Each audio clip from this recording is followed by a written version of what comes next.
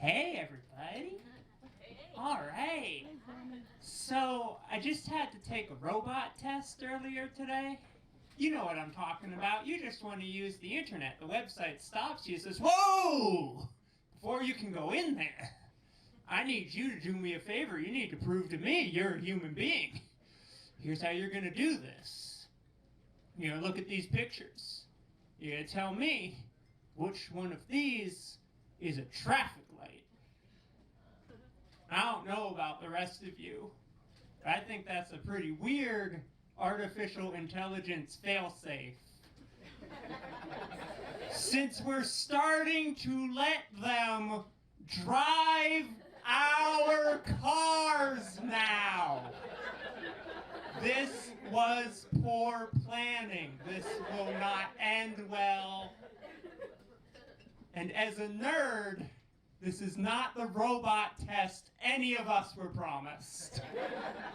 I read a lot of books, watched a lot of movies.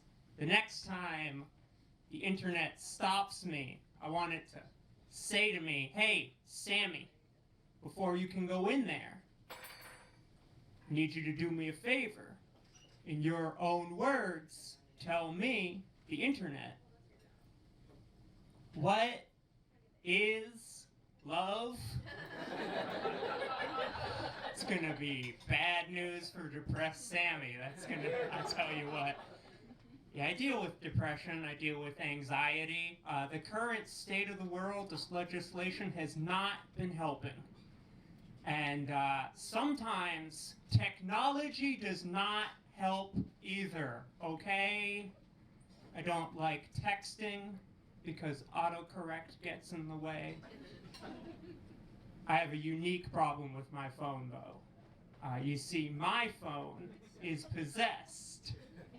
I am convinced by the ghost of somebody, I don't know who, but somebody's toxic older family member.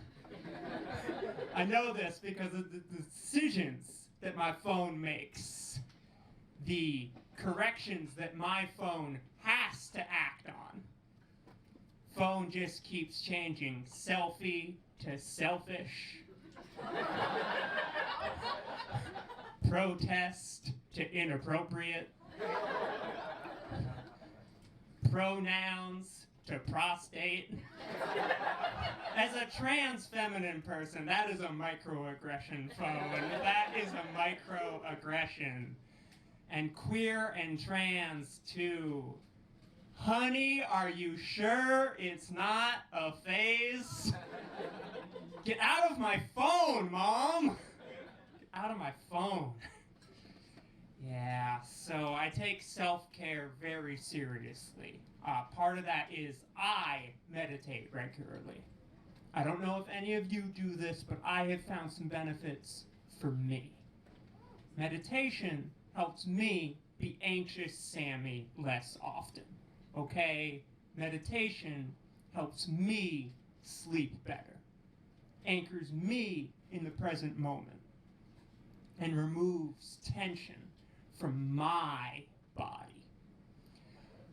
Only problem is, I have come to learn that meditation removes all of the tension from my whole body, everywhere. What I'm telling you is I fart when I meditate.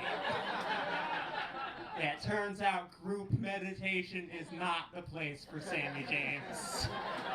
Tai Chi in the park, also not for me. Yoga class, very much not for me. It's not for me.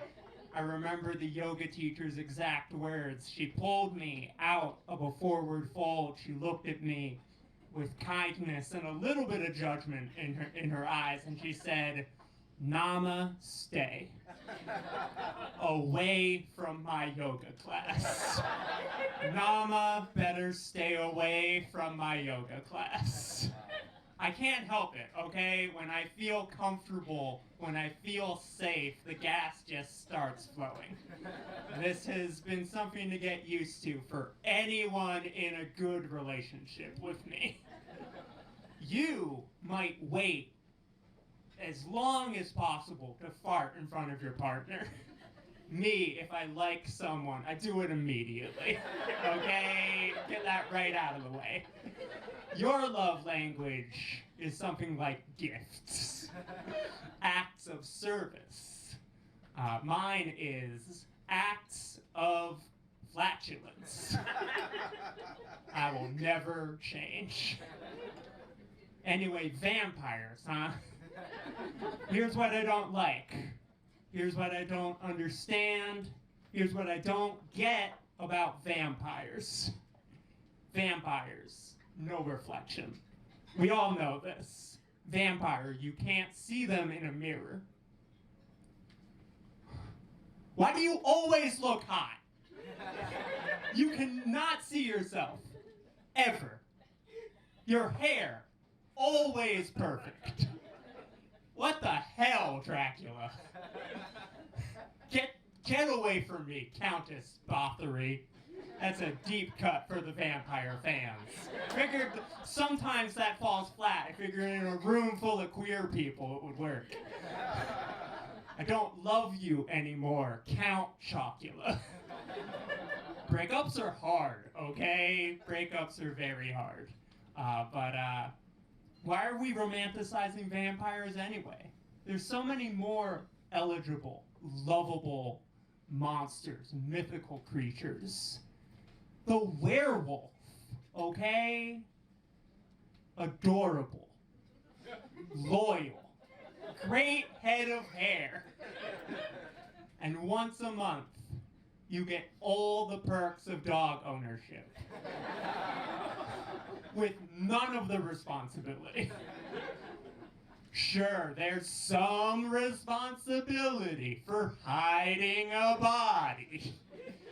But when you love someone, you make sacrifices. That's how that works.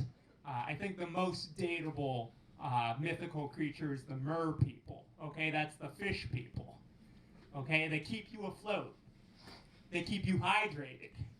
They know exactly how to get you wet. And sure, they accidentally drown you.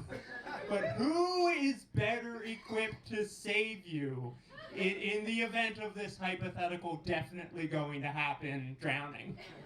It's the mer people, okay? My type is not werewolves. It is total, complete weirdos. And I will clarify so the wrong people do not get excited.